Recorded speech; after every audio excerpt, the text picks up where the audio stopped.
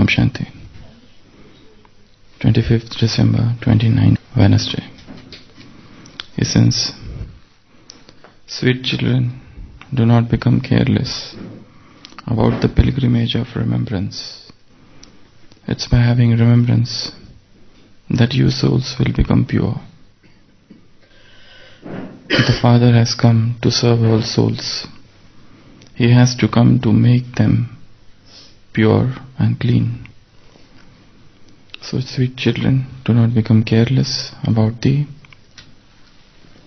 pilgrimage of remembrance. It's by having this remembrance that you souls will become pure. The Father has come to serve all souls. He has come to make them clean and pure. This is for the first time, probably, in the history of mankind, that remembrance of God has been likened to a journey, a pilgrimage. I don't think in any of the spiritual literature of the world, especially in religious books, ever it has been mentioned that remembering God is like remembrance. It's like a pilgrimage, it's like an odyssey. So nobody has compared it with pilgrimage. It's a journey, a yatra, where one travels, one goes. So Baba says, don't become slack in this journey of pilgrimage. It's only by this pilgrimage, by this journey, that you become pure. And Father has specially come only for this reason, to make you clean, to make you pure.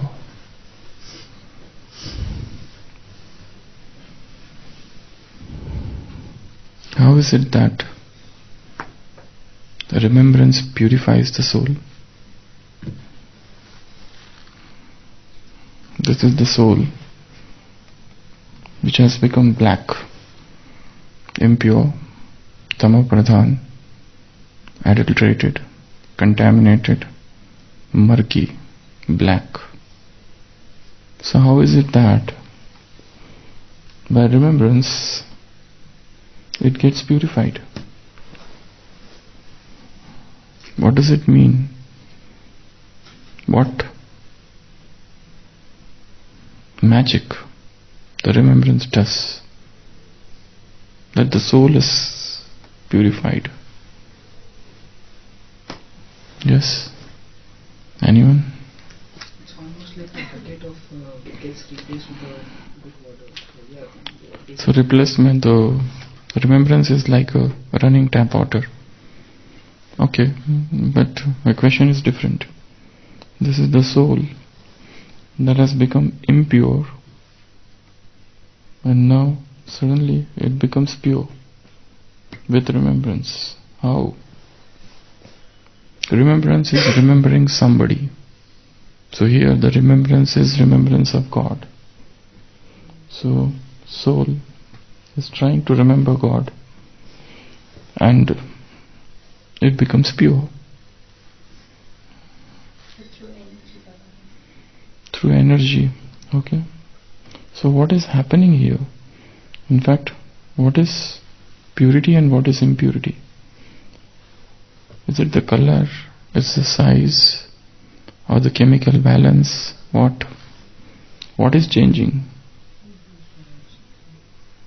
Soul is made up of what?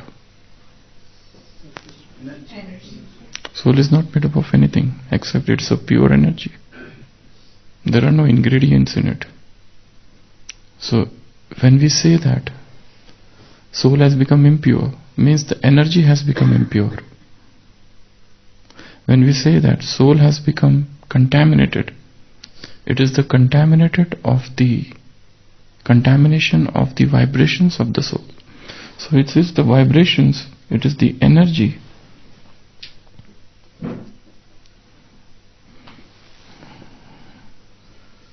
It is the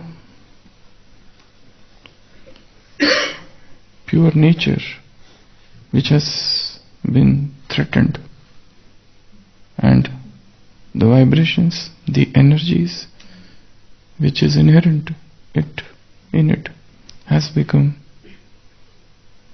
impure. So it's all the play of energy.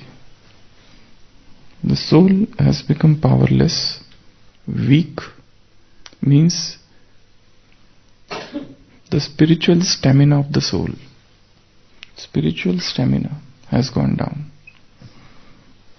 Spiritual energy and spiritual vibrations are no more in conformation with what they were earlier. So it is the deterioration of energy, it is the deterioration of vibrations, it is the deterioration of the spiritual stage of the soul. So when such a soul is linked with God, so God is what? That is another question. He is the ocean of pure energy. God is the ocean of pure vibrations. So now,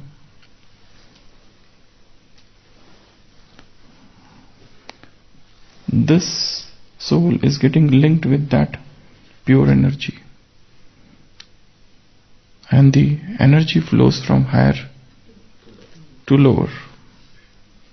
So energy will flow from here to here. So as it starts flowing, the impure, the murky, the dark, the vile, the base, the dirty, the murk, the contaminated, the alloy, the impurity, the disharmony, everything starts going out.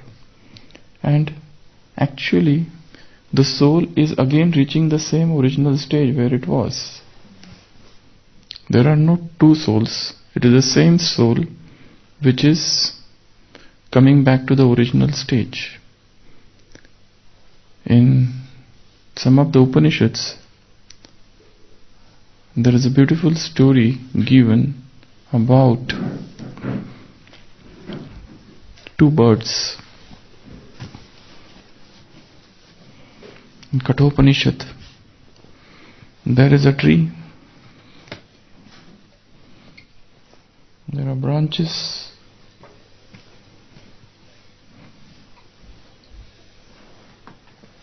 So this is the tree. There are different branches. And it talks about two birds. One bird is sitting here. It is flitting from one branch to another branch. This bird eats sweet fruit, becomes happy. Sometimes the same bird eats bitter fruit, becomes unhappy.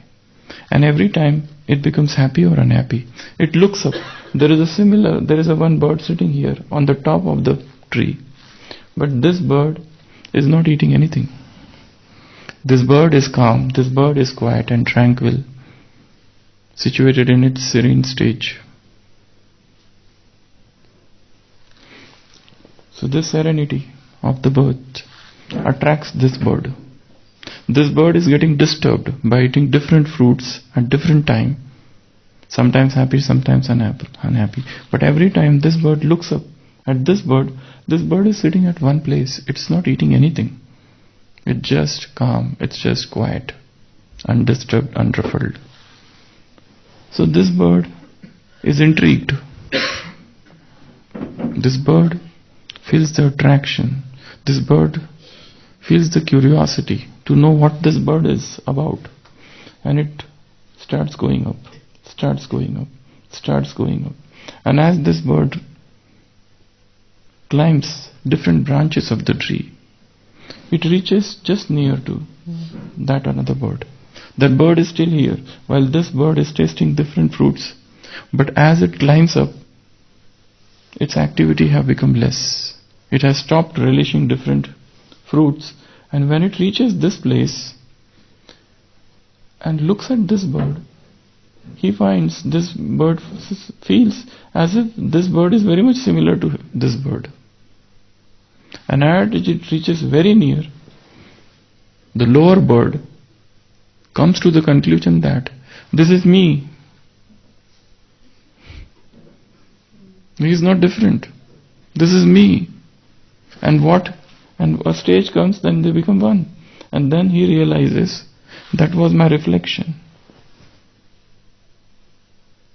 That was pseudo. That was false. It was a play. Actually, my real nature is this. It was as if a delusion.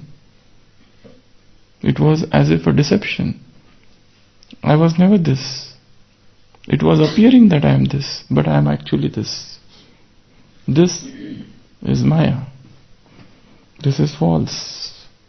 My real nature is this. And this bird realizes its real nature. In the similar manner, we are up all the time. Baba says your perfect form is in the subtle world.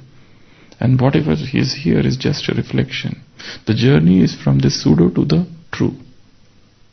It's from this falsity to the truth. So we progress. And this is what is pilgrimage of remembrance. And this is what is Yad Ki Yatra. And this is what is that spiritual journey, spiritual excursion. And this is what happens. So this bird is attracted toward this bird. So we all have our perfect form, and right now this is our imperfect form. So it's a journey from the imperfection to the perfection, from the imperfect form to the perfect form. And this journey we cannot undertake on our own. Here you need the help of pure energy, pure vibrations. Because by tasting different fruits,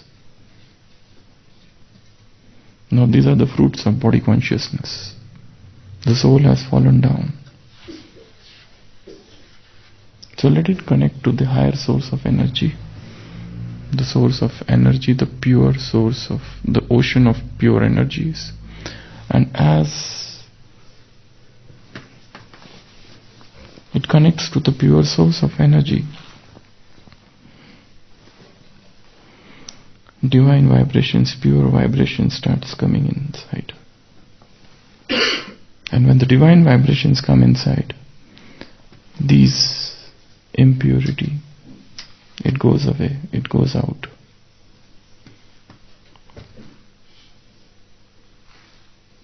And the soul starts climbing up. The more it is near to that pure energy, the more it becomes pure like this. The farther it is away from this source, it becomes more and more impure. That's why Baba says, stay combined. The moment you go out from the Father, you become alone. And when you become alone, what happens? You reach Silver Age. You become alone, you reach those monasteries of sannyasis. You become alone. What happens? You start thinking, why this happened, why that happened. Last Sunday's Murli. This should not have happened. I don't know what I am. I don't know who I am. I don't know what these things are. So there is an utter confusion, a stage of confusion. Because that's why Baba said, whatever you want to do it now. If not now, it is never. Because in between, Maya will enter. Maya will have margin. Maya will take chance. Maya will have its effect. 4 things Maya will do in between. If there is a gap between your thinking and your doing, the moment you have a great thought, immediately implement it. The moment you have a strong thought, immediately put it into practice. Immediately let it materialize. Let it get translated into actions. And the best thought is the thought of remembrance.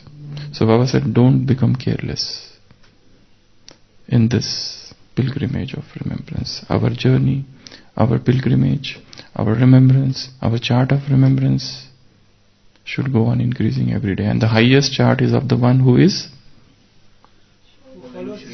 follows the Srimad at every step. At every step. Otherwise they would be up and down. Sometimes the bird is going up, sometimes going down, sometimes going up, sometimes going down. So do not become careless. about the pilgrimage of remembrance. It's only by this remembrance that the soul will become pure. Is there any other way of becoming pure?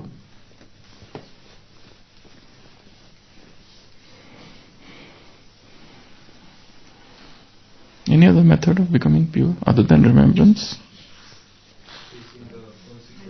Facing the consequences. That's in the end. Now I'm asking. Any option? Better or easy option? By eating, but even if you eat the Brahma Bhojan, if you are not eating in remembrance, the Maya will eat it away. So again, then there is a problem there. Any other option of soul to become pure? Probably not. He is the source of energy, and it's only when you derive energy from Him that the soul will reach the ultimate. Another thing is, but even that is very much linked to this, another thing is situating in self-respect. When you start remembering who you are, forget God, just remembering who I am. Who I am. This is known as self-remembering. That's a new word, probably introduced long back by one of the German philosopher, George Gurdjieff. He said, we have to begin this journey. Self-remembrance. Self-remembering. Remembering who I. Remembering who I am, what I am, where from I am. But again, the real knowledge, the real jnana about myself, that comes from Him, from God. So Baba says, sweet children, don't become careless. The most important thing in this Brahmin life, there are just three things. One is the knowledge, the second is yoga, and third is service. They are the three most important things. And then for these things, all those dharnas and Srimad and all those things are there. But if you want to become very strong in Brahmin life, one should become very strong in these three things. Knowledge, perfect knowledge. Jesus says, be ye perfect, even as your Father that art in heaven is perfect. Just as He is perfect, you become perfect like Him. I speak because my Father has given me the authority, and that's why I speak. He feels He is instrument.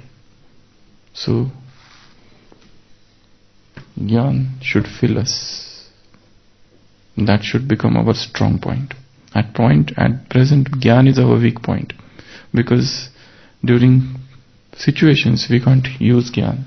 We forget to use Gyan. Second, our strong point is yoga. And it's a very personal journey. As Baba said yesterday's Murli, this is very secret, this is gupt, clandestine. Very, very clandestine journey. It's very hidden. It's very silent journey. But fill yourself with power of yoga. And third thing is seva. You should have blessings of lakhs and lakhs of souls for progressing in the spiritual life. So keep on serving every soul. Keep on serving all souls all the time. And if somebody says, I'll just focus only on Jnana and Yoga and leave this seva, what will happen? Let me focus only on Jnana and Yoga, that's it.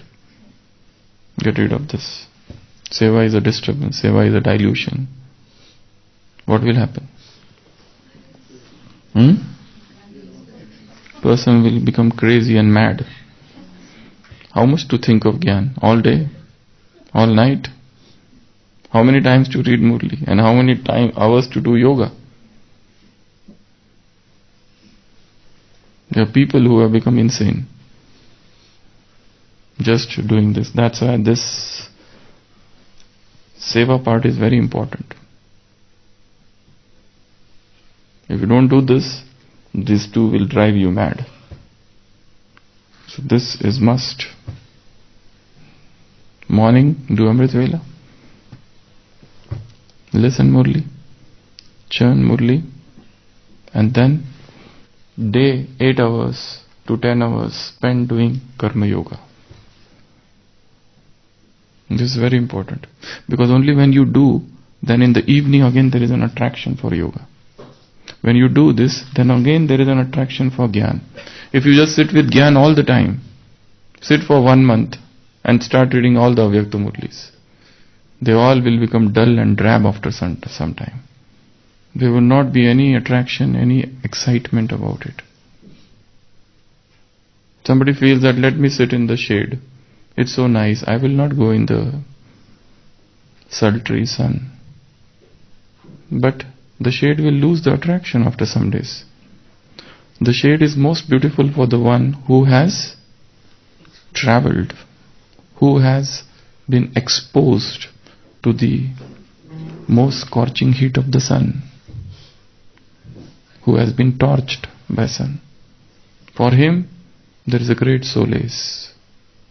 He heaves the sigh of relief once he reaches the shade. So Gyan and Yoga is like a shade, and study and Seva is like roaming in that scorching heat, though it's exactly not like that, but just for the example.